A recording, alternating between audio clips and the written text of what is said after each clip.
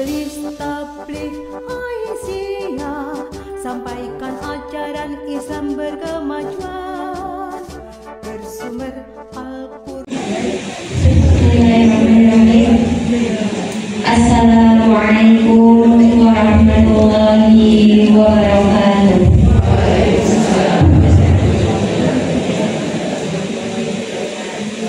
Innal hamdalillah nahmaduhu wa nasta'inuhu wa nastaghfiruh wa na'udzu billahi min shururi anfusina wa min sayyiati a'malina.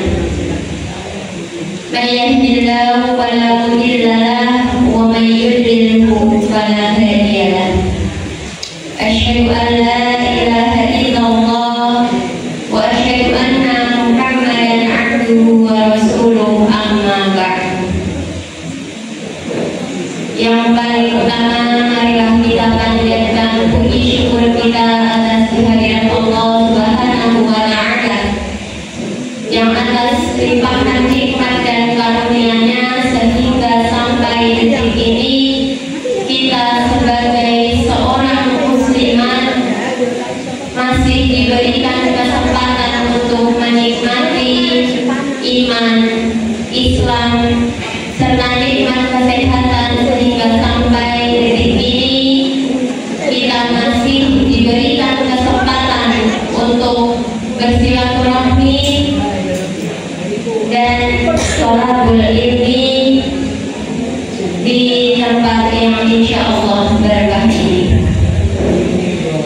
Tanpa sholawat serta salam semoga senantiasa tercurahkan kepada baginda Rasulullah, sang revolusi yang sejati, yaitu Nabi Muhammad Sallallahu Alaihi Wasallam, yang mana atas perjuangan beliau dan para sahabat-sahabatnya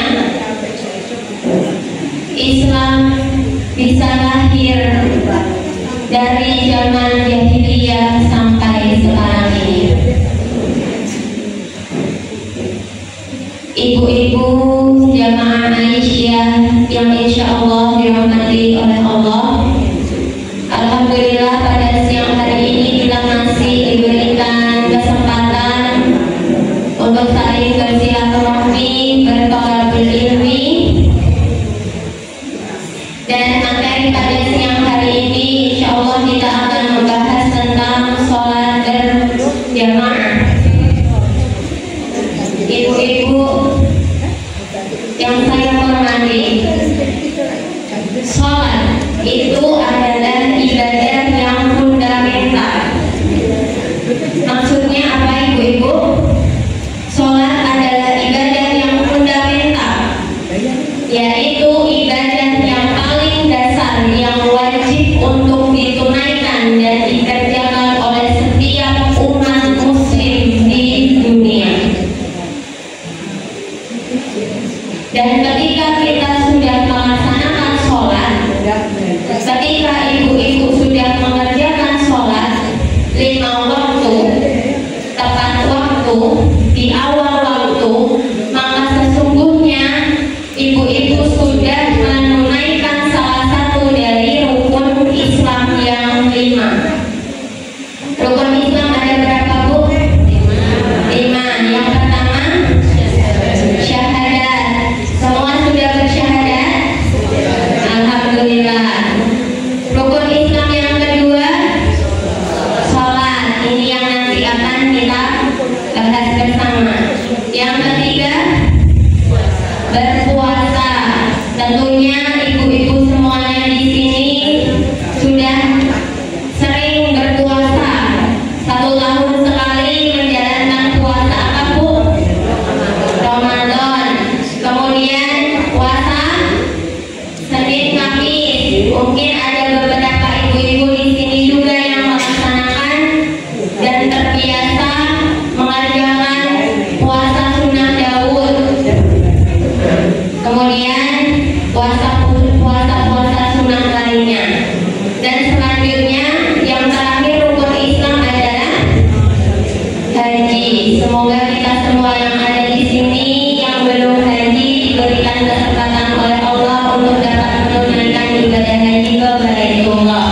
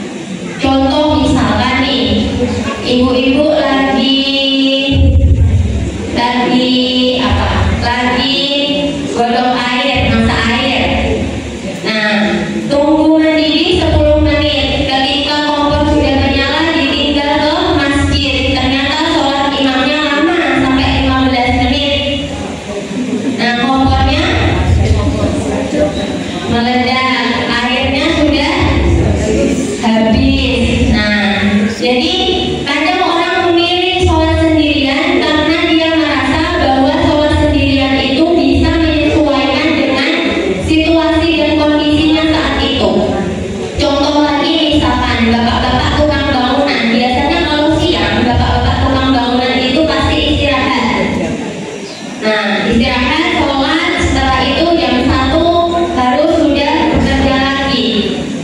Nah, misalkan seperti itu, biasanya kan harus cepat-cepat sholat dan makan, kemudian lanjut bekerja. Nah, ketika sholat munfarid dirasakan bisa menghitung waktu yang dibutuhkan, 5 menit untuk sholat, 5 menit untuk makan, kemudian istirahat sebentar, kembali untuk bekerja. Jadi banyak atau beberapa orang itu lebih memilih sholat munfarid dengan alasan seperti itu karena bisa menyesuaikan waktunya, situasi dan kondisi yang terjadi pada orang itu. Nah, tapi ternyata sholat berjamaah itu banyak sekali keutamaannya. Jadi ini yang akan kita bahas tentang sholat berjamaah. Sholat berjamaah ini diterangkan dalam kitab Himpunan Putusan Tarjih jilid 1 halaman 118 sampai 119. Kalau ibu-ibu bawa mungkin ya kitab HPT-nya bisa dibuka jilid 1 halaman 118 sampai halaman 119. Nanti halaman-halaman setelahnya itu diterangkan tentang alasan-alasan dalilnya. Kenapa harus sholat berjamaah, terus apa yang harus diperhatikan ketika sholat berjamaah dan lain sebagainya. Insya Allah ini kita bahas. Ternyata Allah Subhanahu wa Ta'ala itu telah memerintahkan hamba-hambanya untuk melaksanakan sholat berjamaah. Perintah sholat berjamaah termaktub dalam Al-Quran surah Al-Baqarah ayat 43 yang berbunyi A'udzu billahi minasyaitonir rajim wa aqimus sholata wa atuz zakata warka'u ma'ar raki'in. Wa aqimus sholata, dan dirikanlah oleh kalian as-sholata akan sholat, wa atuz zakata, dan tunaikanlah oleh kalian, bayarkanlah oleh kalian apa az-zakata, warka'u, dan rukuklah kalian ma'ar raki'in, bersama orang-orang yang rukuk. Kalimat warka'u ma'ar raki'in di sini, jadi rukuk bersama orang-orang yang rukuk, maksudnya adalah karena ada lafaz bersama-sama, maka dipahami secara harfiah, secara ayatnya saja itu sudah terlihat bahwa ayat ini memerintahkan untuk kita sebagai umat muslim melaksanakan sholat berjamaah. Allah Subhanahu wa Ta'ala telah memfirmankan dalam Quran surah Al-Baqarah ayat 43 pada lafaz warka'u ma'ar raki'in, rukuklah kalian bersama orang-orang yang rukuk. Sedangkan penjelasan ayat menurut tafsir Ibnu Katsir, beliau menjelaskan jadilah kalian bersama orang-orang yang mukmin yang berbuat baik. Dan di antara amal kebaikan yang paling khusus dan yang paling sempurna adalah sholat, sehingga banyak ulama yang kemudian menjadikan surah Al-Baqarah ayat 43 ini sebagai dalil yang menunjukkan bahwa Allah Subhanahu wa Ta'ala itu mewajibkan hambanya untuk sholat berjamaah. Ini dalil atau firman Allah tentang sholat berjamaah. Selain itu, Rasulullah SAW juga telah menegaskan, menyabdakan, jadi beliau bersabda tentang keutamaan sholat berjamaah. Bisa dilihat bahwa dalil tentang keutamaan sholat berjamaah kita peroleh dari hadis Ibnu Umar yang menyatakan, jadi hadisnya berbunyi An Abdillah bin Umar radhiyallahu anhu qala Rasulullah sallallahu alaihi wasallam sholatul jamaati afdalu min sholatil fardhi bi sab'i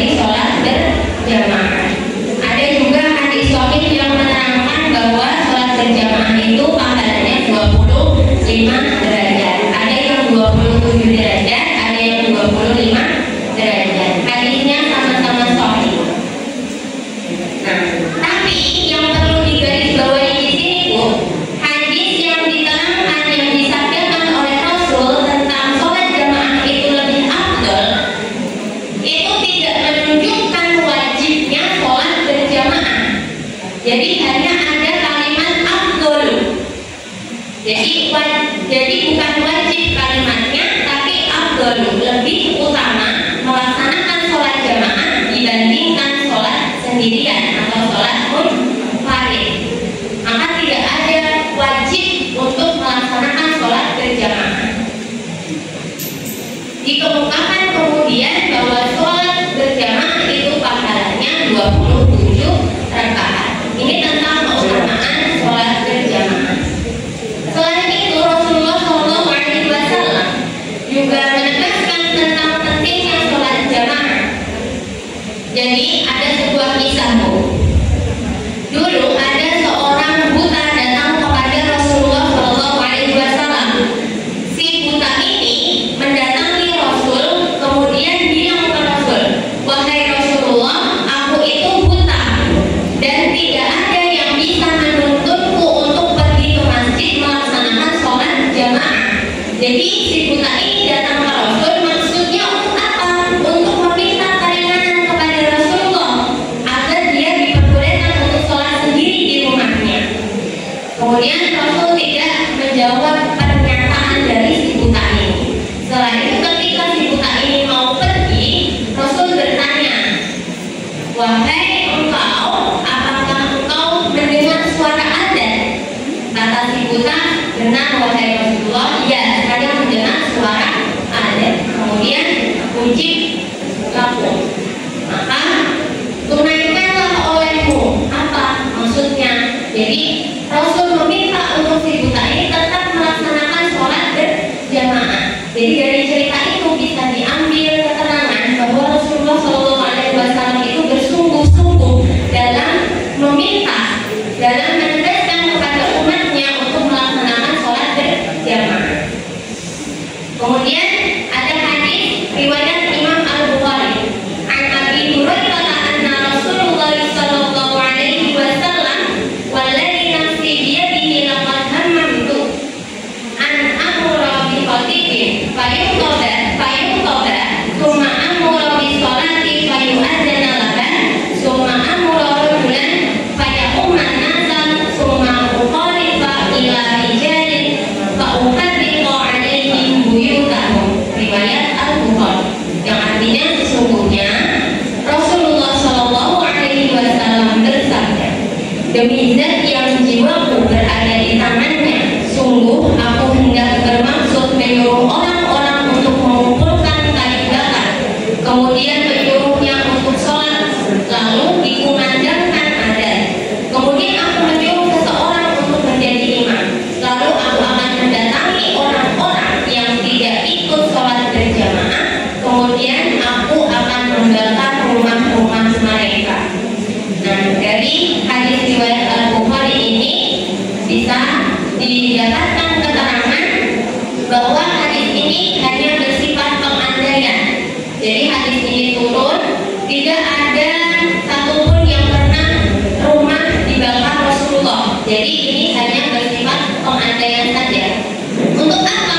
Untuk menggambarkan bahwa seruan Rasul kepada umatnya tentang diperintahkan untuk sholat berjamaah itu dengan sungguh-sungguh. Jadi jangan disepelekan tentang pentingnya sholat berjamaah. Sampai Rasul pengandaiannya adalah ketika umatku tidak mau sholat berjamaah, maka aku akan kumpulkan kayu bakar dan aku akan bakar rumahnya. Berarti kan Rasulullah SAW itu benar-benar menekankan kepada umatnya untuk melaksanakan sholat berjamaah. Kemudian setelah kita tahu dalilnya, kita ambil kesimpulan tentang hukum sholat berjamaah. Jadi apabila dalil-dalil yang tadi, dalil Al-Baqarah ayat 43, kemudian tentang pahala 27 derajat untuk orang yang melaksanakan sholat jamaah, kemudian Nabi menyebutkan untuk umatnya melaksanakan sholat jamaah, maka ketika dikompromikan al-jam'u wa taufiq, jadi ditemukan adanya penekanan. Dari itu terdapat penekanan untuk melaksanakan sholat jamaah. Akan tetapi yang perlu digarisbawahi adalah tidak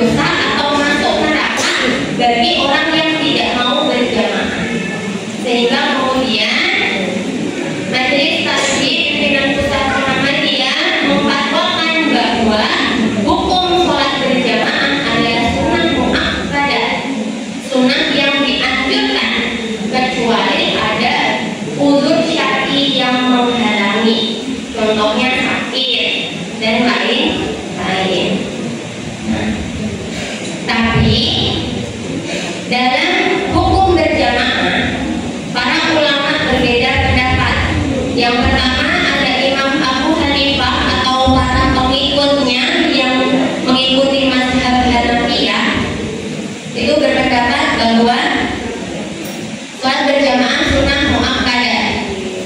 Ini sama dengan pendapat dari Muhammadiyah. Kemudian Imam Malik atau yang menganut mazhab Malikiyah, mereka juga menghukumi bahwa sholat jamaah itu hukumnya adalah sunnah muakkadah. Nah, Imam Abu Hanifah dan Imam Malik ini ditemukan pendapatnya oleh Imam Asy-Syaukani dalam kitab Nawairul Awtar jilid 3 di halaman 146. Kemudian Imam Ahmad bin Hanbal atau yang menganut mazhab Hanbaliyah mengatakan bahwa sholat jamaah itu hukumnya wajib ain, jadi lebih mendekati kepada wajib. Dan yang terakhir Imam Syafi'i atau orang-orang yang menganut mazhab Syafi'iyah mengatakan bahwa sholat berjamaah itu hukumnya fardu kifayah. Fardu kifayah itu gimana? Fardu kifayah itu berarti apabila sudah dilaksanakan oleh sebagian orang maka gugur kewajiban orang lain untuk melaksanakan. Jadi kalau dari pimpinan pusat Muhammadiyah Majelis Talim dalam fatwanya mengatakan bahwa ternyata hukum sholat berjamaah itu sunnah muakkadah, sunnah yang sangat dianjurkan. Jadi kalau dilakukan mendapat pahala, tapi ketika tidak dilakukan tidak mendapat dosa. Dan tidak dilakukan hanya ketika terdapat uzur syar'i yang menghalangi untuk sholat berjamaah.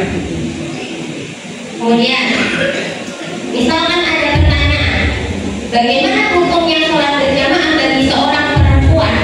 Manakah yang lebih utama, ibu-ibu ini sholat di rumah atau di masjid? Nah, ada beberapa hadis yang menerangkan dan menjelaskan tentang sholat berjamaahnya perempuan. Yang pertama, hadis yang menerangkan bahwa sholatnya perempuan itu lebih afdal berada di rumahnya. Ani Nabi Sallallahu Alaihi Wasallam qala khairu masajidin nisa'i fa'lu buyutihinna. Jadi Rasulullah Sallallahu Alaihi Wasallam bersabda, sebaik-baiknya tempat sholat untuk seorang perempuan adalah di dalam rumah mereka. Ini hadis Ibnu Huzaimah. Jadi dalam hadis ini dikatakan bahwa sholat terbaik seorang perempuan itu ya ada di rumahnya. Tapi di sisi lain ada hadis yang menerangkan bahwa perempuan itu sholat berjamaahnya di masjid. Jadi dari Nafi, dari Ibnu Umar, Rasulullah Shallallahu Alaihi Wasallam bersabda, la tamna'u ima'allahi masajidallah. Dari Ibnu Umar, Rasulullah Shallallahu Alaihi Wasallam bersabda, janganlah kalian melarang atau mencegah hamba-hamba perempuan Allah dari masjid-masjid Allah. Ada hadis yang mengatakan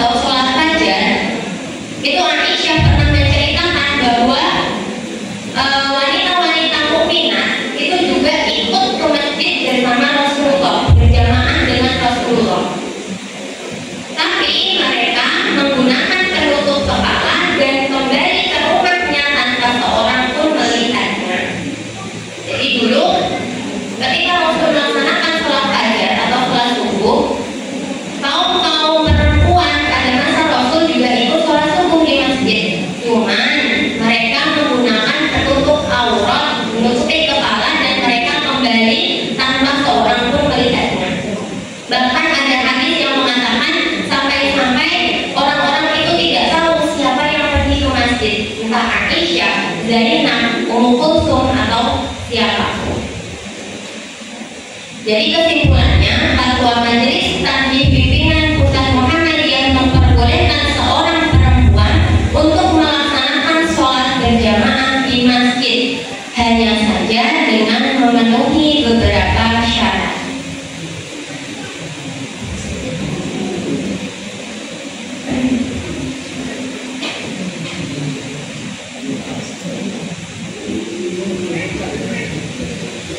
Apa saja syaratnya?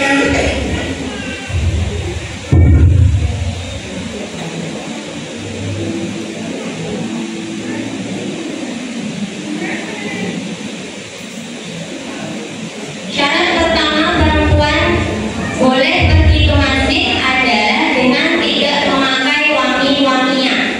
Nah, itu ada hadisnya bahwa Rasulullah Shallallahu Alaihi Wasallam itu melihat seorang perempuan ke masjid, tapi tidak boleh dengan memakai wangi-wangian yang berlebihan.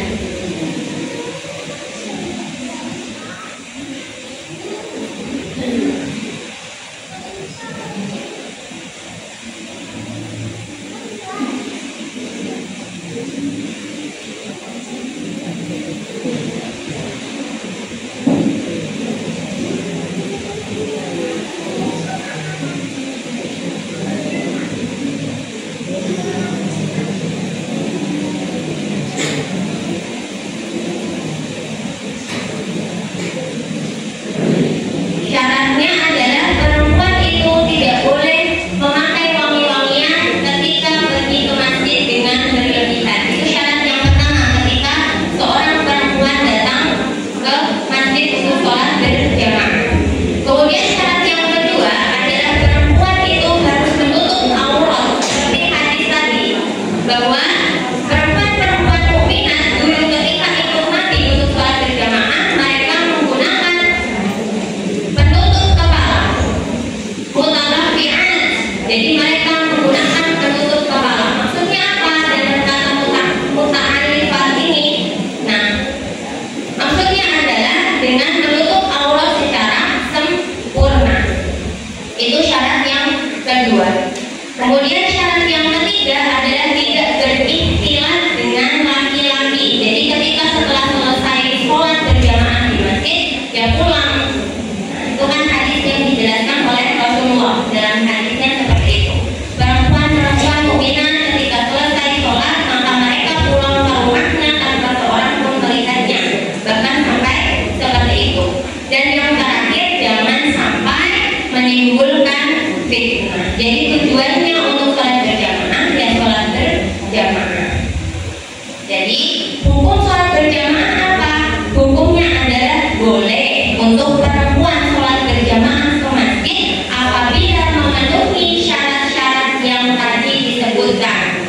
Tidak memakai wangi-wangian secara berlebihan, menutup aurat dengan sempurna, kemudian tidak berikhtilat dengan laki-laki, dan juga yang terakhir tidak menimbulkan fitnah. Ketika sudah memenuhi 4 syarat tersebut, maka boleh silakan. Yang lebih utama bahkan sholat di masjid untuk perempuan. Tapi ketika kita merasa atau ibu-ibu merasa belum bisa untuk sholat di masjid, ya nggak apa-apa.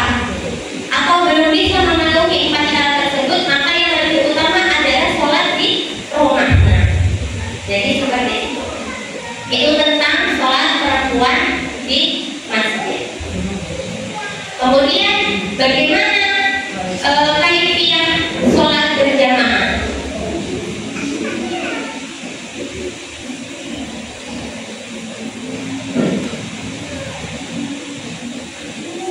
Jadi ada tata caranya sholat berjamaah. Tata cara itu maksudnya posisi-posisi yang harus dipenuhi ketika sholat berjamaah. Yang Yang pertama, sholat berjamaah bagi kaum laki-laki.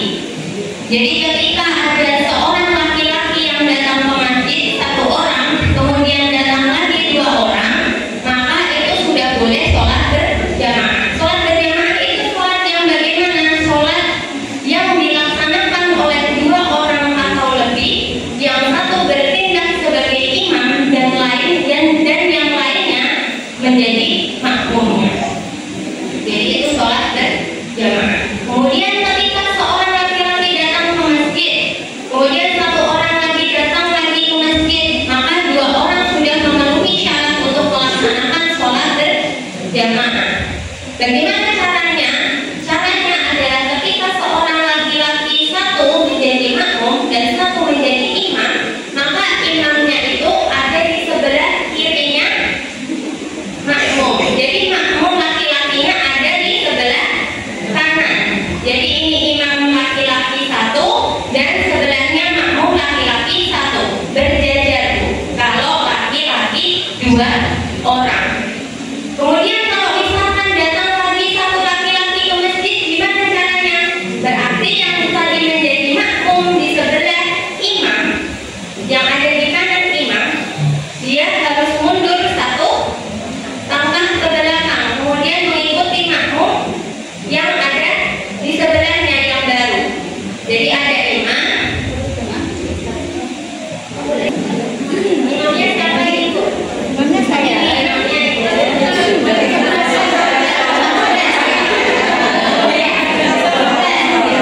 Ini imamnya nih, ibunya imam.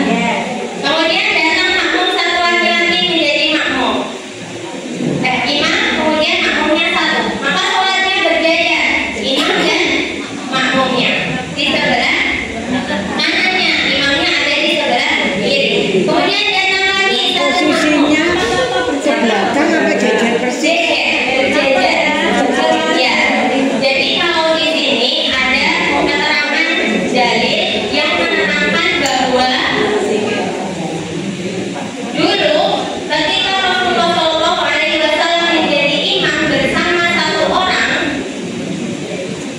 orangnya itu menjadi makmum berada di sebelah kanannya Rasulullah, sejajar dengan Rasulullah. Saya bacakan dalilnya. Li hadisi Abi Dawud an Jabir ibni Abdillah qala.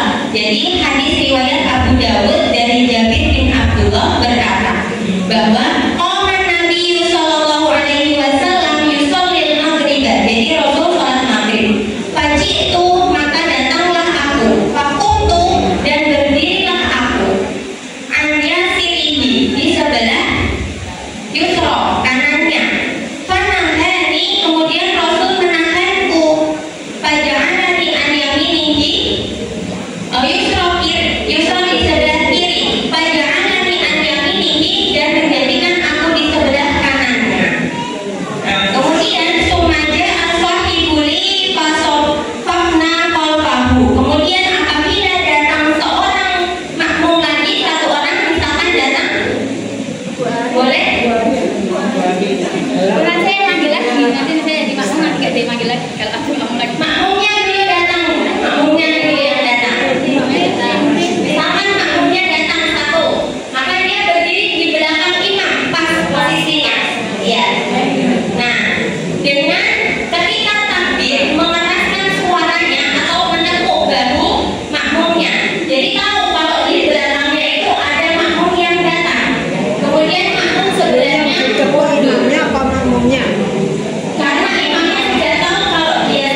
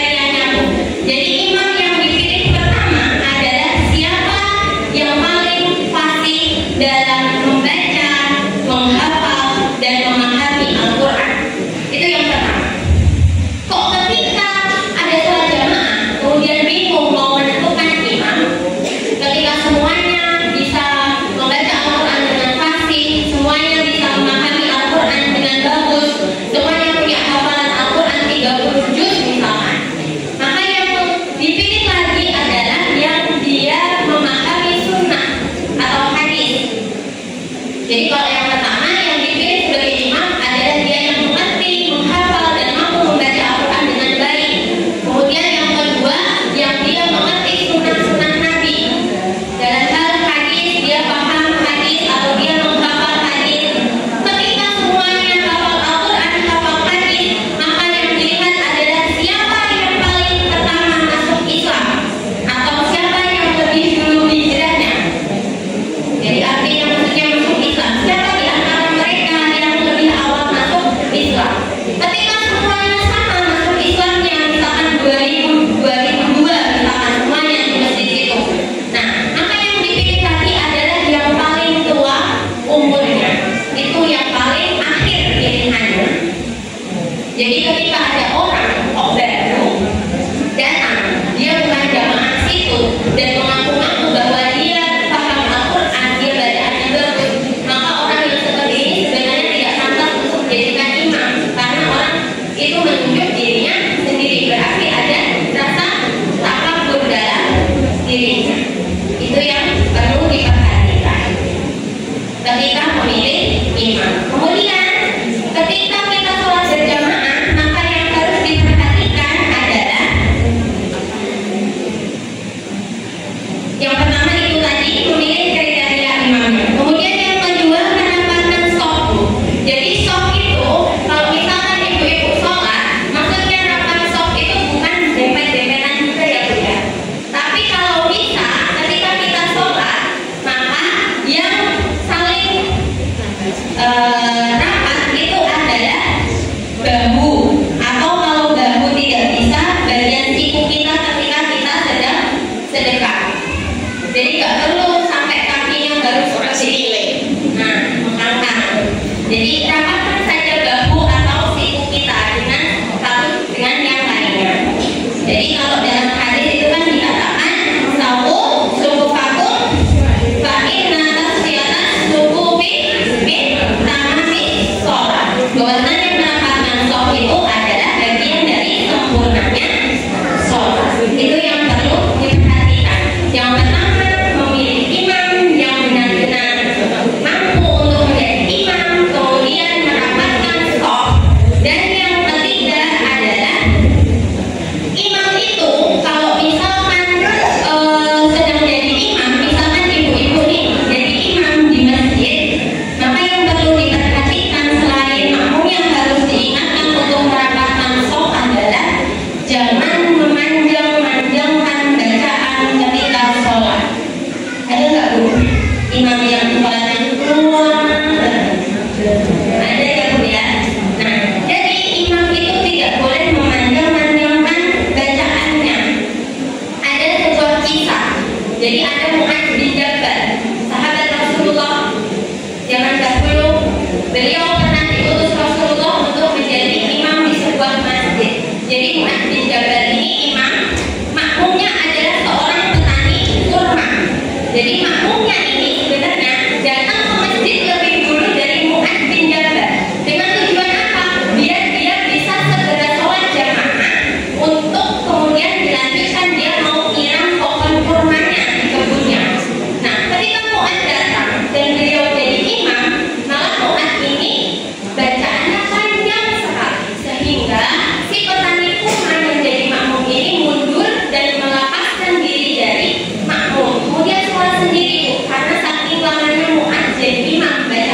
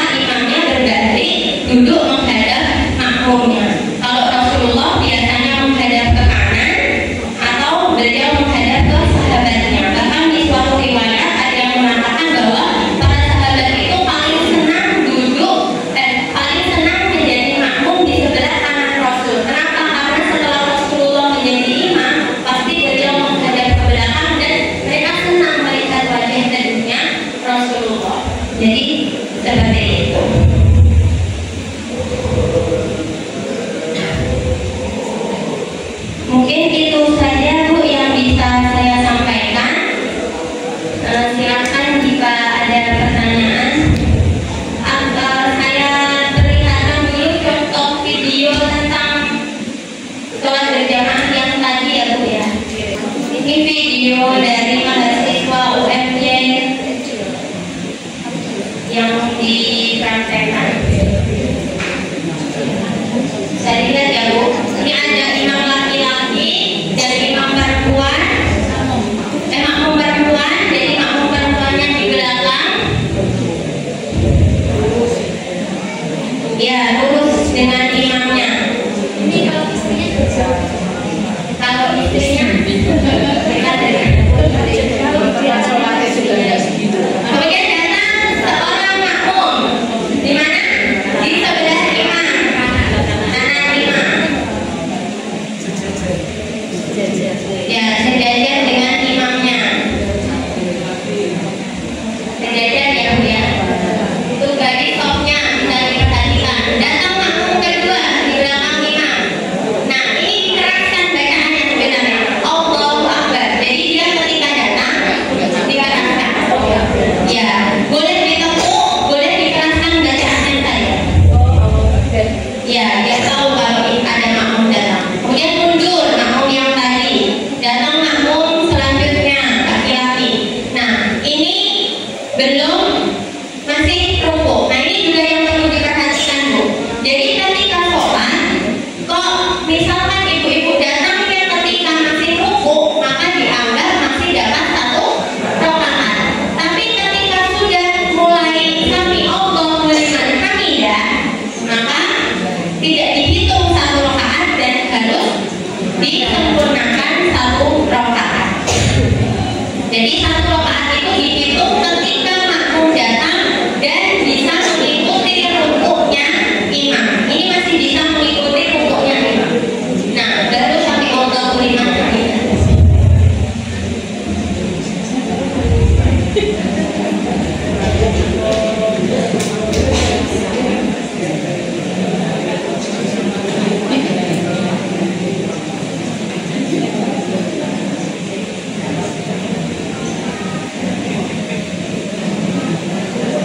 Datang makmum perempuan di sebelah kanan. Nah, berarti yang makmum perempuan itu tidak memenuhi rukuknya imam. Berarti dia terhitung makmum rukuk.